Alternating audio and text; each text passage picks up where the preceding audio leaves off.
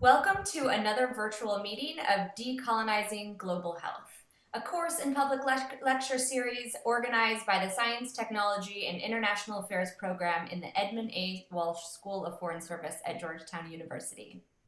This course encourages people and students and participants to think deeply about politics, institutions, relationships, feelings, and privilege that have shaped and continue to influence how the field of global health was founded upon and perpetuates white privilege through opportunities, networks, finances, power, knowledge, and information. You may feel uncomfortable when thinking about some of these topics, and we encourage you to lean into that discomfort, look at it, reflect upon it, and learn from it. We also welcome you to visit our YouTube channel to visit our 4 previous lectures with wonderful thinkers and practitioners sharing what decolonizing global health means and what is necessary to make our world community of health professionals and our everyday interactions more equitable and just. Today, it is our great privilege to meet with Dr. Devaki Nambiar, a leader in thinking about and framing health policy in India, who will be delivering a lecture on the tyrannies of local health. Dr. Devaki Nambiar is a health policy and systems researcher, or HPSR, who has worked in and learned from low and middle income countries for close to 2 decades. HPSR seeks to understand and improve how societies organize themselves in achieving collective health goals and how different actors interact in the policy and implementation processes to contribute to policy outcomes. Dr. Nambiar came to this work through a Fulbright Fellowship and fellowship through Fogarty and the NIH. Before that, she received her doctorate in public health from the Johns Hopkins Bloomberg School of Public Health in 2009. Currently, she holds an intermediate fellowship in public health from the Wellcome Trust and Department of Biotechnology India Alliance through her position at it's the George Institute for Global Health, isn't it? Yes, yes.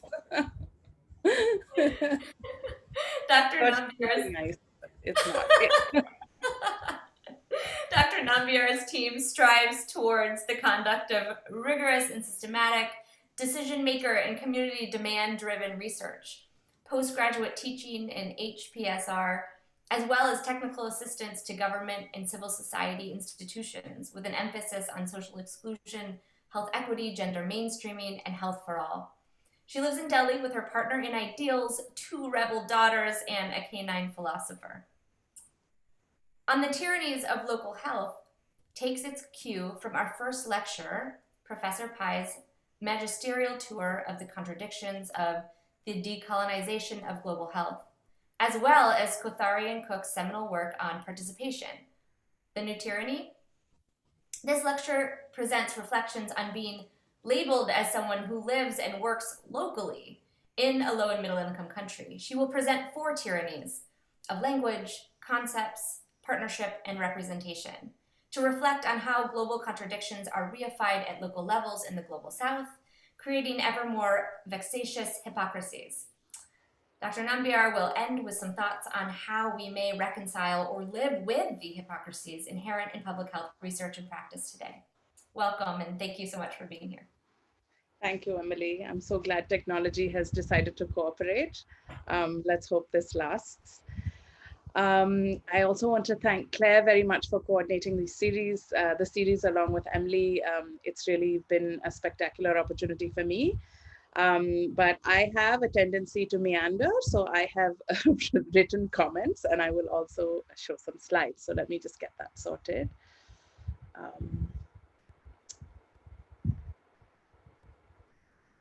Yes. Oh, of course, there we go.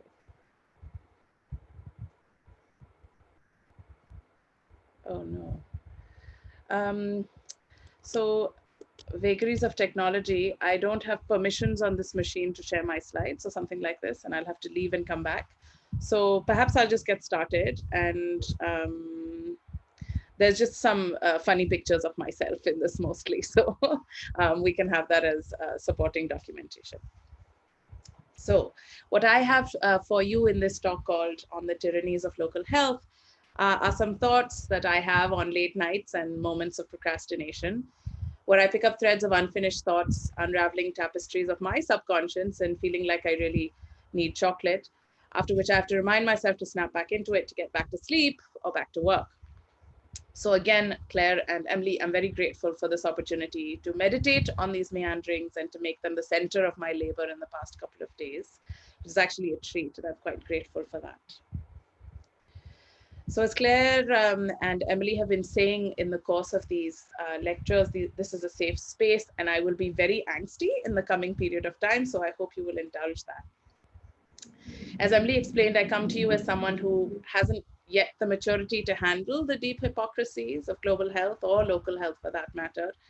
I'm ever more troubled by them because as I progress in my career and family life, I'm ever more deeply steeped in them, in these hypocrisies. And yet I know I must not just handle, but also have a hand in disentangling them in their undoing. So I'll start with some disclosures. I began my life with great privilege, international schools, undergraduate education in a very empowering women's college in the US, work at a human rights education organization, a job handpicked by me after graduation with great support and encouragement from my family. I was accepted quite by fluke, I think, I'm convinced, in fact, at an elite institution that has a vexed history with global health settler colonialism, if we can call it that, Hopkins, followed by another, Columbia. Around this time, my mind had been nourished on a steady diet of post-colonial critique. Said, Escobar, Ferguson, Gupta, Arundhati Roy, the latter is one of my favorites. She'll be making an appearance in my comments today. In grad school, we talked about post-colonialism. You all are speaking of decolonization. There are many similarities.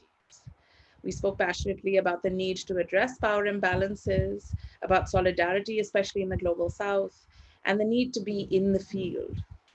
Our mantra, ever popular, was think globally, act locally. So I thought I'd taken a very noble path about 10 years ago when I quit a prestigious and predictable NIH track to move to India.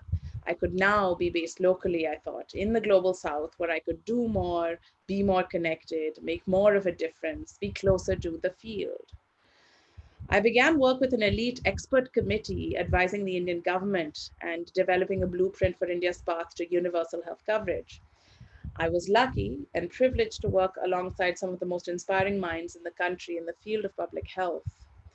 Following that, my career involved working in a puzzle of projects related to health policy and health systems reform that Emily's also spoken about.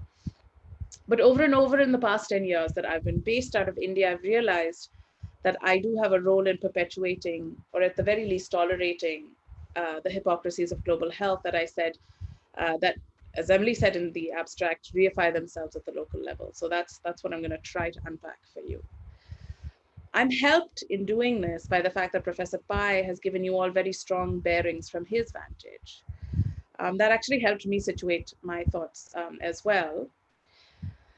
Around the time I was the age most of you probably are in college, a somewhat disturbing book came out that shook many of us aspiring to careers in public health or in the development sector. This was Bill Cook and Uma Kothari's book called Participationist, Tyranny. So I'd read a lot of post-colonial critique, but this one really seemed to hit the nail on the head, if somewhat polemically. It blasted through what it called the hypocrisy of, that's the philosopher, of participatory development, where the purported power that such approaches boast accrue largely to the elites that bring them to communities in a techno-managerial fashion, ignoring large structural forces.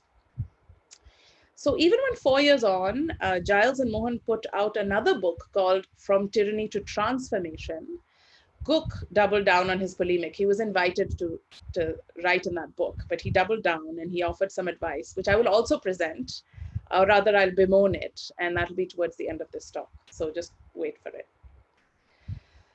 I must acknowledge also at the outset the thinkers, doers, and fellow travelers who have influenced and featured in this talk, my partner, the DRS Collective, mentors and collaborators whose work and ideals I follow, even if I can't quite live up to them.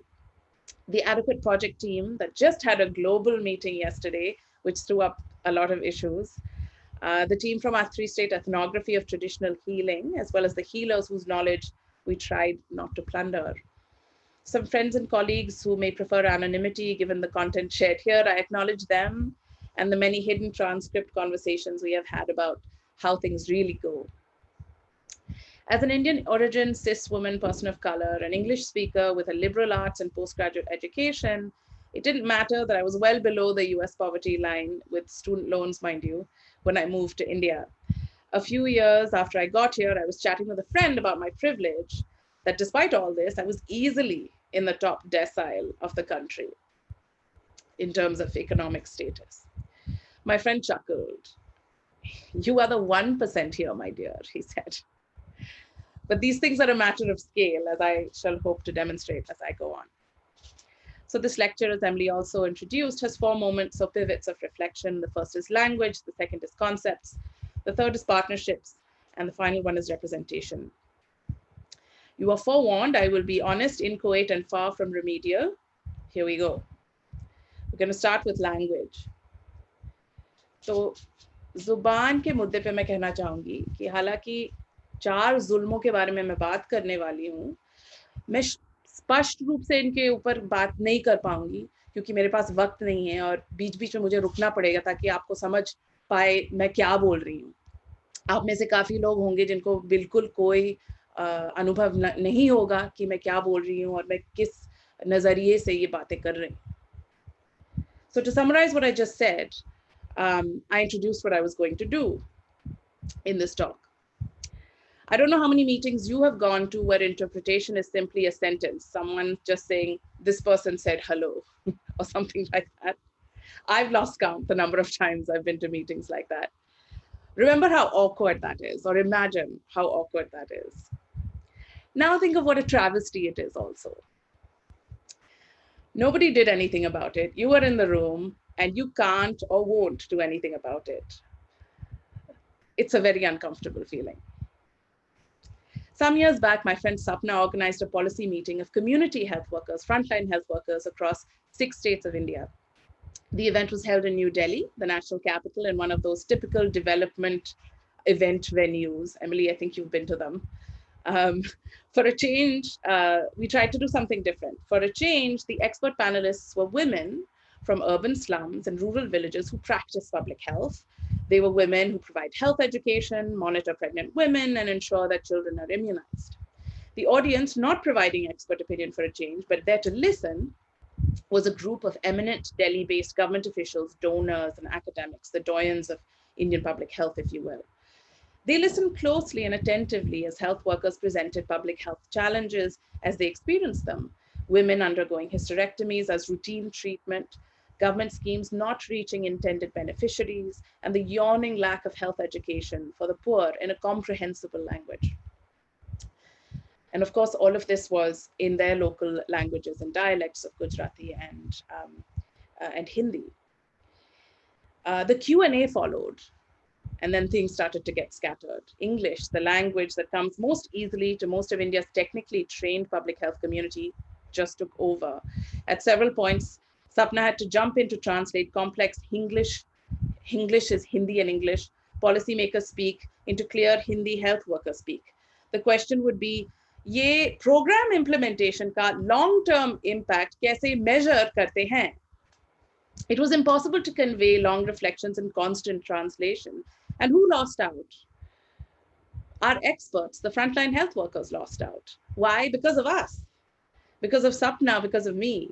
We marveled in dismay at how we managed to alienate the team we had intentionally designated as the experts. We had tried hard to change this by ensuring that all dialogue was conducted in our local language. Meetings with global health partners include translation and women from all aspects of projects and of the organization represented at the meeting. But I've still lost count of the number of times I've had to rush over to groups to interpret for them and to muddle through while ill-equipped meetings forge ahead with people being talked at, not communicated with. And this is always in English. But look, it's hard. Another example of this actually played out as recently as yesterday. My colleague Prashant and I have a policy engagement project related to indigenous health and health equity.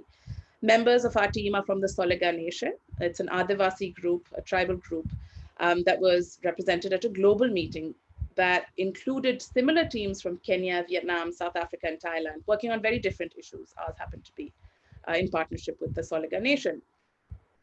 We had to designate them observers. It was our failing, and that was because we couldn't arrange simultaneous interpretation for them. They accepted this from us, the members of our team, but you see, they shouldn't. It is our failing to not make this the exception rather than the rule. Fluency in English in India already is a marker of class and status. Within a public health environment, this interacts with global health. It is a signal, actually, for career advancement. Those who speak English, even with much less experience and field experience, if you will, land the international agency jobs, while experienced implementers, grassroots people struggle, often frustrated at the gap in pay due to lack of English skills. For grassroots organizations, English-educated colleagues like myself are strongly relied on to deal with donors and international organizations. A big part of our work is interpreting, editing, writing in English. Lest we forget, in a country like India, English is also a talisman against parochialism and has played a seminal role in liberating expression and ideas as well. Allow me to quote, and I apologize, this is extensive because I just really like her turn of phrase. This is from Arundhati Roy and a recently published book, Azadi. Fundamentally, and I quote, fundamentally, India is in many ways still an empire. Its territory is held together by its armed forces and administered from Delhi, which for most of her subjects is as distant as any foreign metropole. If India had been broken up into language republics as countries in Europe did, then perhaps English could now be done away with. As things stand, English, although it is spoken by a small minority which still numbers in the tens of millions, is the language of mobility, of opportunity, of the courts, of the national press, the legal fraternity, of science, engineering, and international communication. It is the language of privilege and exclusion. It is also the language of emancipation, the language in which privilege has been eloquently denounced.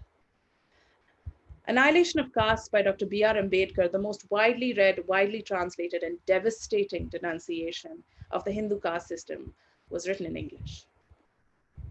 It revolutionized the debate on perhaps the most brutal system of institutionalized injustice that any society has ever dreamt up. How different things would have been had the privileged castes managed to contain Ambedkar's writings in a language that only his caste and his community could read.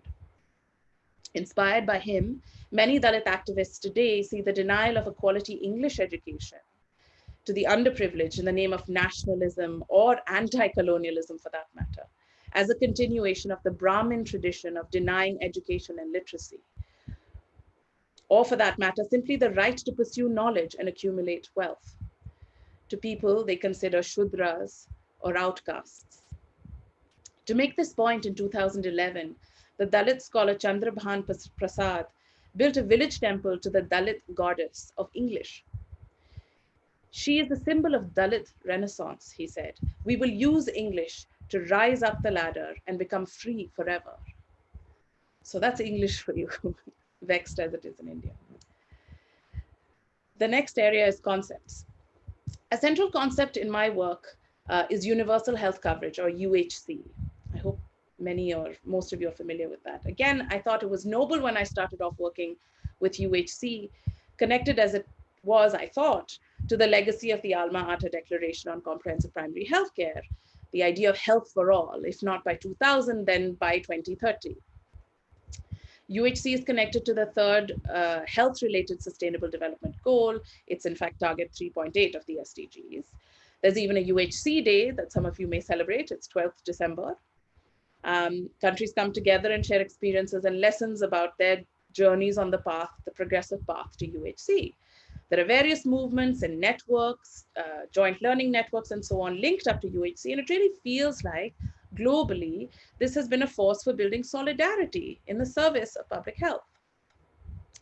Almost as soon as I started working locally on UHC in 2010, this is now, I was met with great skepticism. And this was not least from a mentor of mine, a true public health hero. You should Google him, Amit Sen Gupta from the People's Health Movement. He said in a 2013 publication, quote, Although confusion still exists as to what UHC actually even means, international development agencies typically define it as a health financing system based on pooling of funds to provide health coverage for a country's entire population, often in the form of a basic package of services made available through health insurance and provided by a growing private sector. This does not sound like alma mater at all. So Amita goes on in his paper to say, and I quote, global health agencies such as the World Health Organization and international financial institutions such as the World Bank are promoting this approach in response to the rise in catastrophic out-of-pocket expenditure for health services and in the face of crumbling public health systems in the global south, both of which were precipitated by the fiscal austerity imposed by these same international financial institutions in the 80s and the 90s. At a global level, we are now seeing a convergence of health systems in the developed and developing countries, whereby health becomes a marketable commodity. North and South countries are reforming existing systems and are moving away from solidarity-based healthcare to market-based provision of health services. His paper lays out examples of Chile, Colombia, Mexico, as well as Brazil, India, and Thailand to show that, quote, the dominant UHC approach that is being promoted worldwide based on universal insurance offers no proven advantage and indeed presents many disadvantages over a single public health system funded by tax revenue and offering universal and free access to healthcare.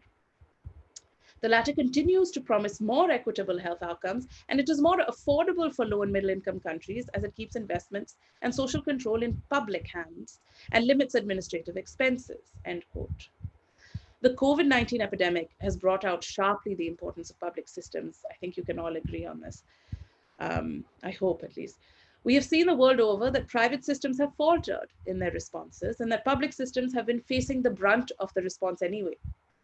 In a recent interview, another public health leader who happens to be the successor of Amit Das as convener of the People's Health Movement, and his name is Professor Sundar Raman, you can Google him too, he had this to say, quote, it is the public system with all its problems that has risen to the occasion. So in a sense, even the worst public health states have stood by the people. But it doesn't mean that the private sector has no role. We need for the private sector a much clearer regulatory regime and ways of contracting that are useful. And it is most important that they supplement, not substitute, the strengths of the state. So this is a somewhat different view actually from Amit Sen Gupta. And while I continue to use the term UHC, the meaning and my approach to it have become rather more complex and nuanced given these perspectives and of course the emerging lessons of COVID as well. There are shifting goalposts here, which are underscoring ever more the need to make UHC eventually and actually mean health for all. We'll see how we go on that. At the global level, there can be positive experience sharing and fairly generic conversations that make UHC seem like a fait accompli. But locally, I can tell you that the tensions are palpable and they come at a human cost. Robert Chambers, a developmentalist whose work is equal parts humor and grating honesty, has a larger point when he says, quote, people feel disempowered when new words, phrases, or acronyms come in, and they neither know what these terms mean, nor do they want to show their ignorance by asking. These terms often come as part of the baggage of new required conditions, in the jargon conditionalities, and many of us will have felt marginalized when a new one comes along. This one's part of the SDGs, people. So there's a concept that we really do have to reckon and deal with. The next topic I want to cover is partnerships. This is what we are attempting with the Kerala government and some of the work that we're doing. But the playing field here is not level, whether it relates to our position vis-a-vis state governments or our position relative to global health departments or international research institutions based in high-income countries of the global north. When we try to do this work or move it ahead meaningfully, our credentials are questioned. We and institutes like mine, the George Institute for Global Health, lack the Indianness because of our global networks on the one hand, or because we are an independent private entity. And on the other, scientists from high-income country, private universities are routinely called upon to partner on projects. The rules are ambiguous, and the real work of partnership is networking, which is, of course, socially embedded. I've said earlier, I'm a cisgendered, well-educated, wealthy mother of 2 young children. I don't quite, even with all that privilege, I don't quite look, sound, or act like the obvious movers and shakers in my field. For example, it is boasted that a very prestigious program of which I am part, the India Alliance Fellowship Program, which is a partnership between the Department of Biotechnology and the Wellcome Trust, a charitable fund in the UK, the decision to even create this really transformative partnership was decided over a drink between 2 eminent male clinician scientists from India and the UK. Age, gender, and medical credentials are known markers of policy engagers, at least in India. What would have happened if I'd been in the room? Nothing, just some polite discussions about cake. I can't grab a drink with the boys after a ministry meeting. I have to rush home to nurse. Whether I want to be in those spaces is, of course, another matter, but some of these opportunities are foreclosed to me in any case.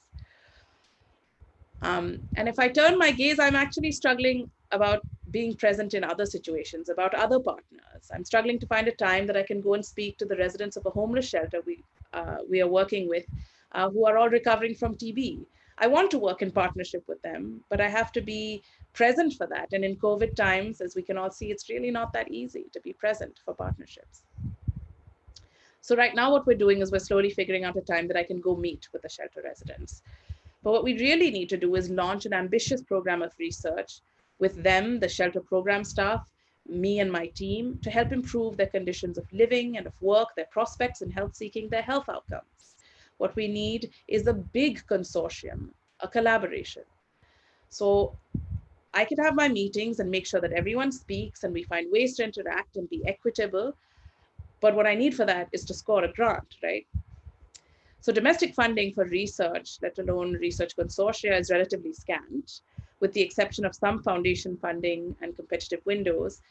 And of course, we're keen to get into the growing move around consortium funding globally. Team science, it's called, right? Except, as of 3 years ago, India and researchers in India have been deemed too privileged to be on the development assistance lists of Canadian, UK, and other agencies. So those international consortia bids are out. This is playing out in interesting ways in the COVID era too. And here I just want to talk about WHO and access to testing. A recent report, just published today actually, notes that while the World Health Organization will make rapid tests available in low and middle income countries, it is not clear if India makes the cut. It's part of that group of eligible countries. I quote Maitri, who authors the article, "There is only one product by Abbott, one of the companies named by WHO, which sells a kit under $5. Currently, this kit is under US President Donald Trump's stronghold. Nearly a month before the WHO announcement, Trump had already announced deploying 150 million such kits in America alone. That's way more than what WHO plans to spread across many countries. Abbott has been vying to introduce the kit in the Indian market, but a senior employee in the company told us that it has not yet been able to get there. After WHO's announcement, the company wrote to the global body to understand which countries needed to be supplied with these kits, these testing kits. The Abbott representative said, quote, "With the Bill and Melinda Gates Foundation tying up with WHO and other global agencies, the rapid kit supply will mostly be diverted to Africa. All eyes are now trained on the release of the yet to be declared emergency use listings by the health agency to see which kits find their way into the philanthropic supply chain." Where does this leave India with the second highest burden of cases globally and our numbers ratcheting up? And what does this mean for partnership?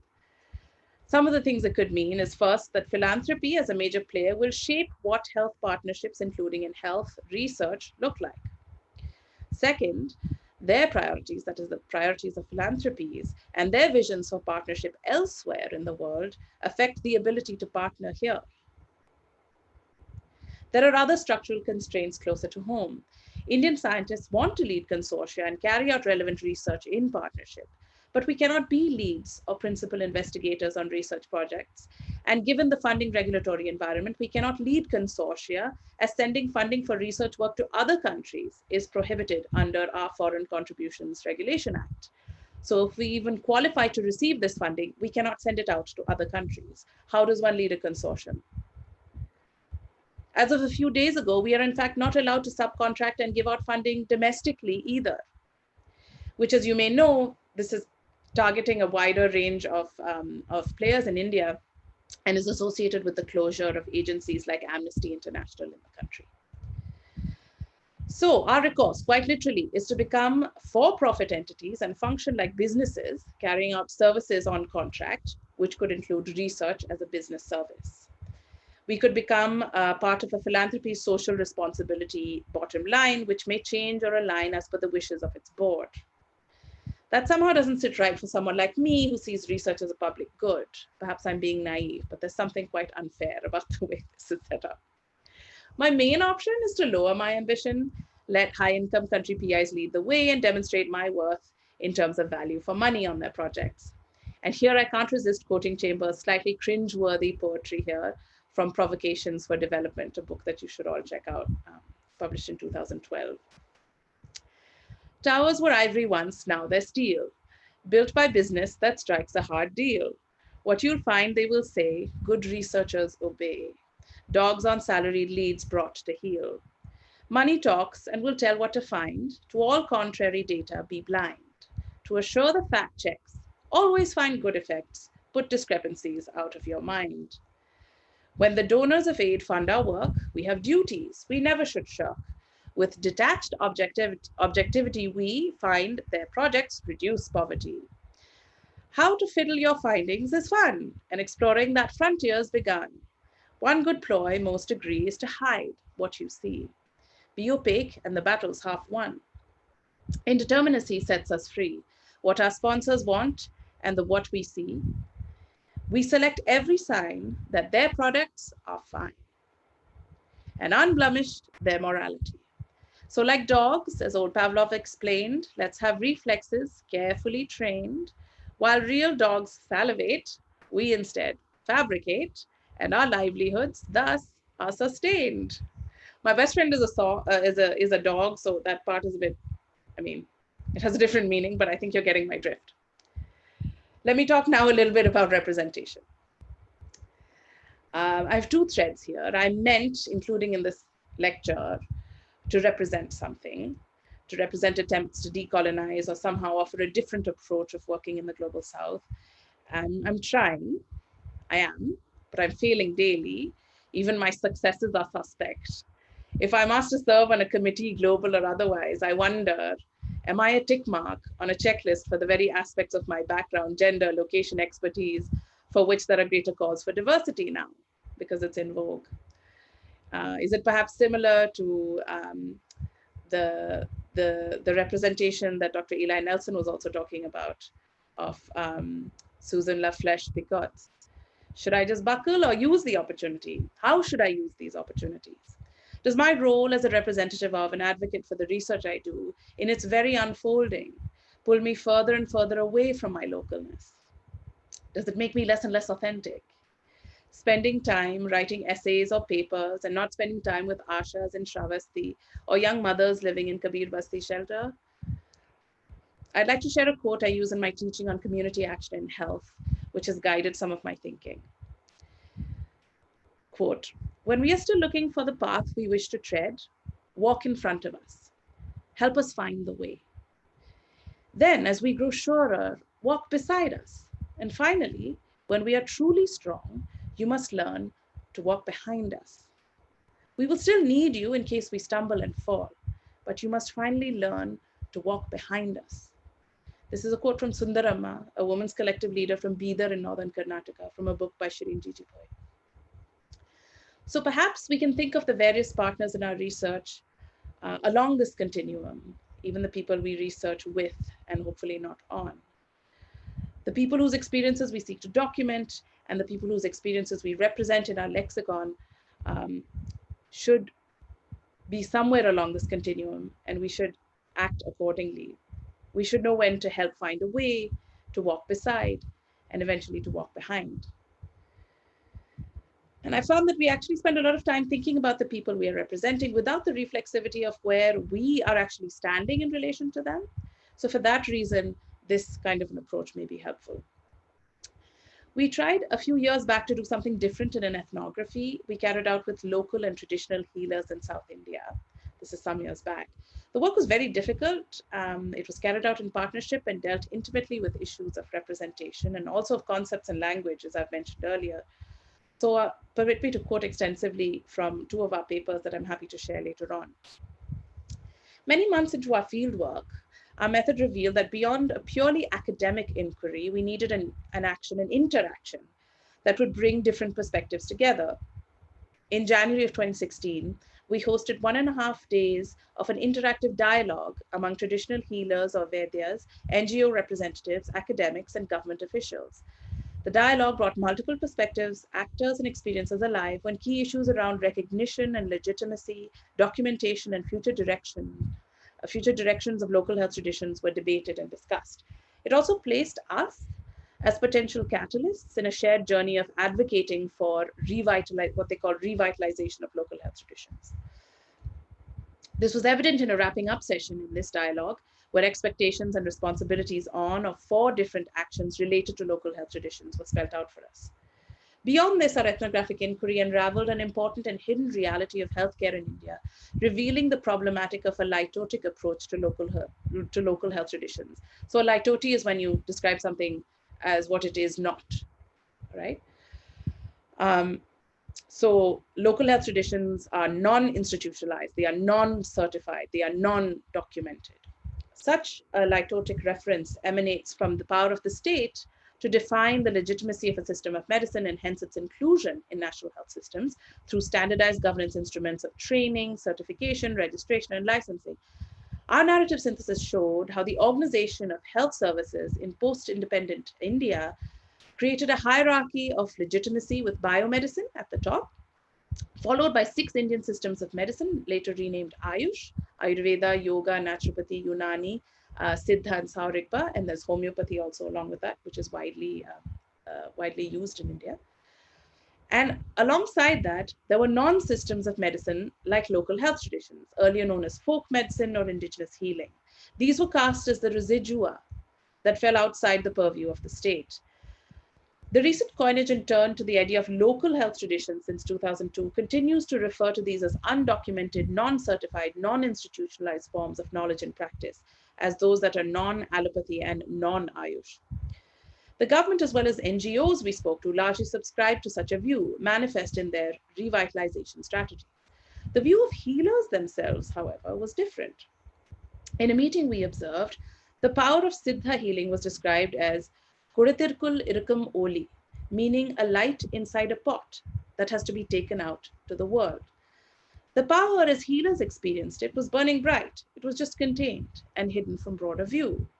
Like a light shining in a pot, we found that traditional practitioners made claims to power that are not typical or widely visible, from the recognition of accomplished others, ad hoc linkages to the state, rituals and interactions in peer groups and collectives, and finally, and perhaps most important, the sacred linkages that their practice had.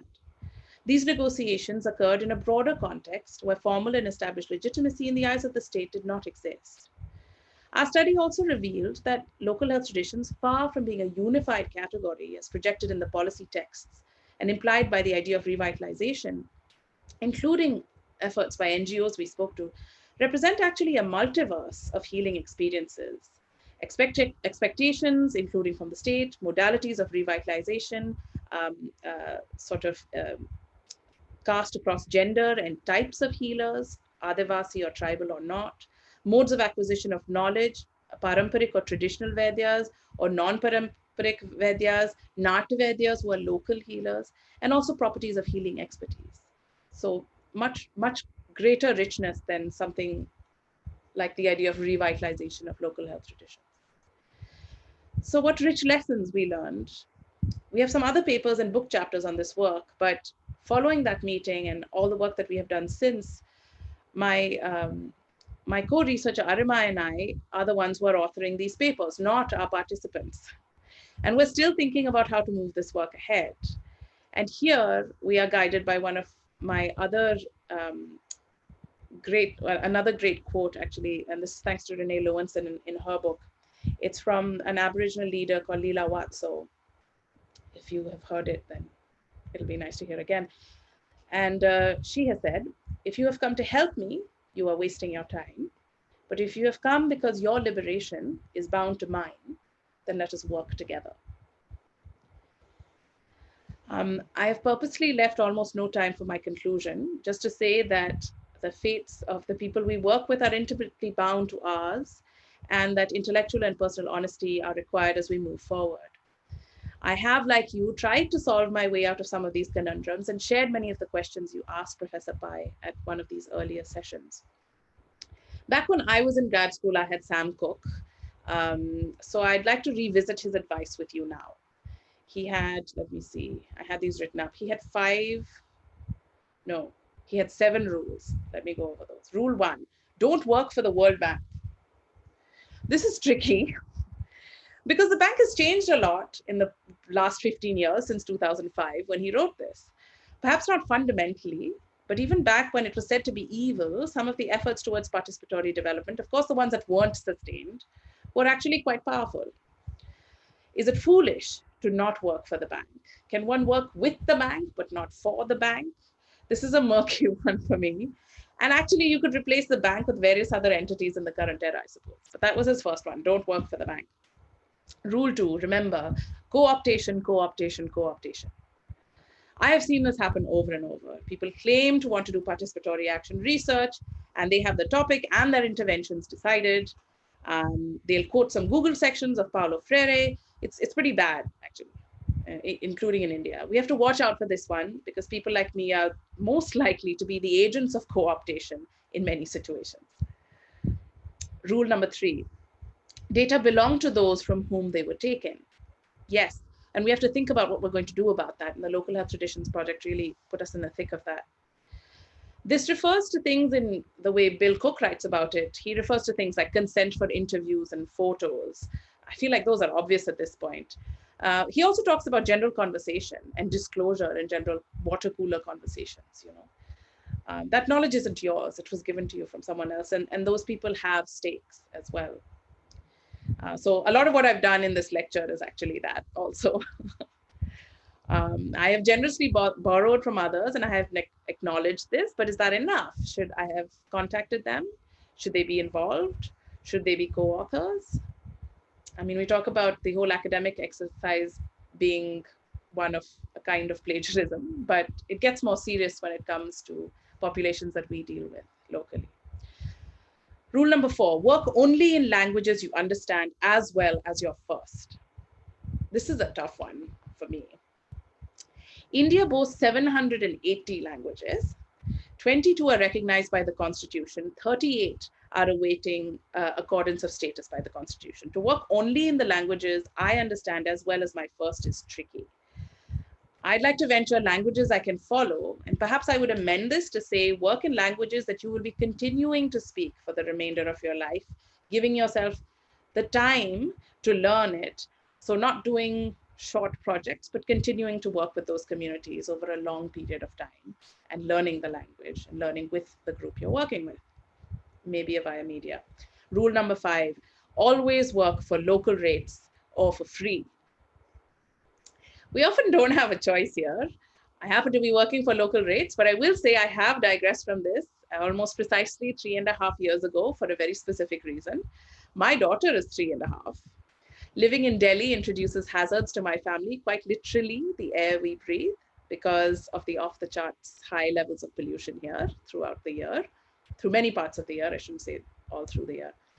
So I must be able to afford a school, a private school, where my daughter will have access to purifiers in the way we have set up in our home. I need to be able to buy purifiers for my home as well. Cleo also goes to a private doctor whose vaccine supply chain and medical judgment I trust.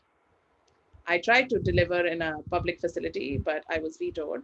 The decision is not only mine to make.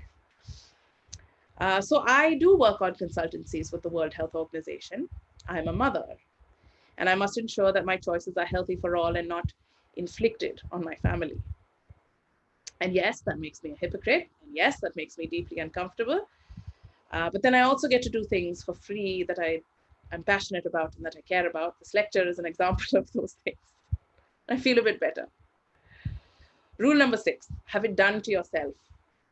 I do this one all the time. Typically, my research does not involve doing things to people, but rather understanding how things work for them.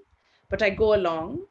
I try my questions out routinely on my family members and my friends, and of course myself. And I really try to be present, mindfully hang out, as one of my teachers told me. Rule number 7, historicize theory and practice. This one is absolutely critical, I feel, and the main reason why I'm here. It is absolutely vital to understand the histories, the legacies, the contestations of which we are part. And if you haven't already, please read everything Anne Emanuel Byrne has written, because she gets into this a lot and quite powerfully. In closing, let me just talk about what Chambers calls a pedagogy of the privileged. And I think that's really what the seminar series is about. He likes lists, and he makes a simple one for us. His list is on 3 levels. Again, if I had the slide, I would show it to you, but just bear with me. So the first on his list of 3 levels is power and wealth. And on the checklist, it says, be better off with less wealth. Find fulfillment in empowering others. Think through the effects of actions and non-actions, and take responsibility. This is power and wealth. Social relations. Bring up children better. Improve gender relations. Find good expression for the energy of young males. The third one is personal. Conduct immersions and learn and change. Be reflexive with self-insight into learning and unlearning, not taking yourself too seriously. Combine empathy, insight, commitment, and action. So in closing, I wish all these things for you and look forward to hearing more as part of this conversation. Thank you.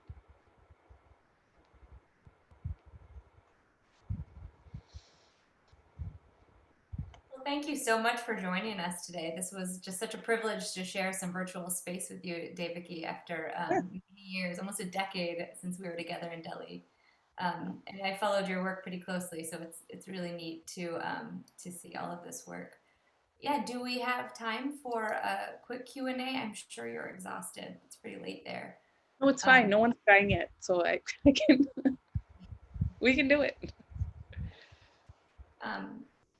If there are questions. Yeah. Do we have anyone who'd like to jump in?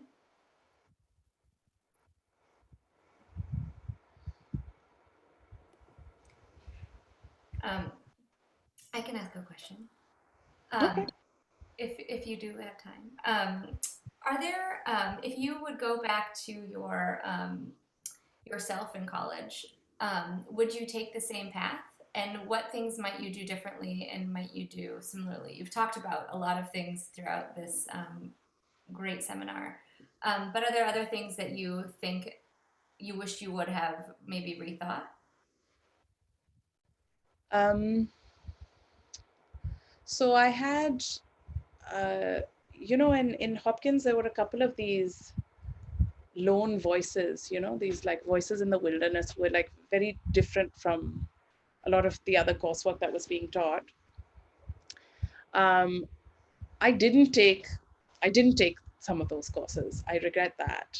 I followed the work of these people, but somehow I couldn't prioritize or get my acting. Carl Taylor, for example, Vicente Navarro is another person. And I've read all their work. I don't know what happened. I really should have. And I was lucky to have some great conversations with Carl Taylor and learn from him. But I think one of the biggest things that I would not change is really aggressively seeking out mentors and people to talk to. Yeah, those are the main ones I can think of right now.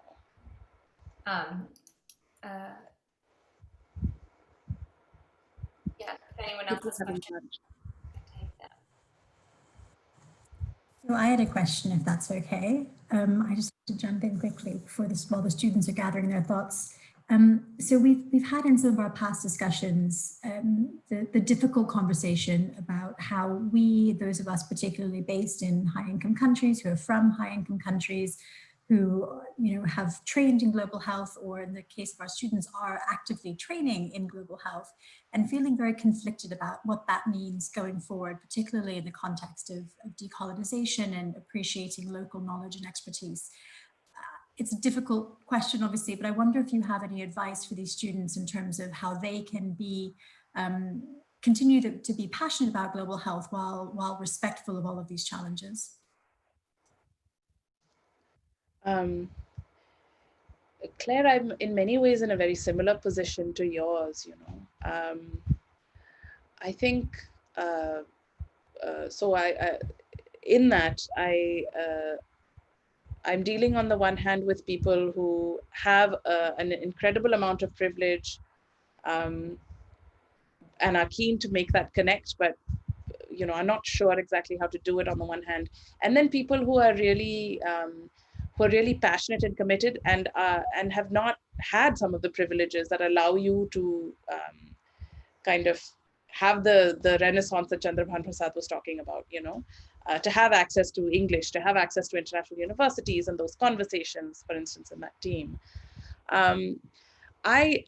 My challenge then for people wanting to make that connect is to figure out how to have a conversation with your contemporaries who may have grown up in very different circumstances, but are of a similar age and actually have very similar ambitions to you, to yours. And I think it's possible to do that through immersion. And there are programs for that. It makes a lot of sense to spend some time I know in the COVID context now, it's gotten more complicated about how to even forge those connections and start those relationships. But I think in cases where groups like us have those pre-existing relationships, our responsibility is to facilitate that kind of direct interaction. And I think the thing is to make that a talisman for yourself. Like I will do that. I will reach out in a way that you know, sort of satiates something in me every 3 years, or I'll just make sure I do it. And you know, my life, as many of others of us who started families, have transformed radically. You still need to kind of do it, you know. I mean, you have to find a way of doing it and of prioritizing it, and we're really struggling with it. But I think for people at earlier stages in their career, they should really try to do that as much as they can, maybe as part of a COVID response or to support COVID responses or something like that. But I think that direct and unguided kind of interaction almost is very powerful. Well, thank you. This was just a really fantastic lecture, and it's great to spend time with you. So thank you for letting us learn with you. So thank you for this opportunity, Emily. It's been really great. I'm sorry about the slides. I think that may have helped a little bit, but good afternoon. Have a good lunch and take care.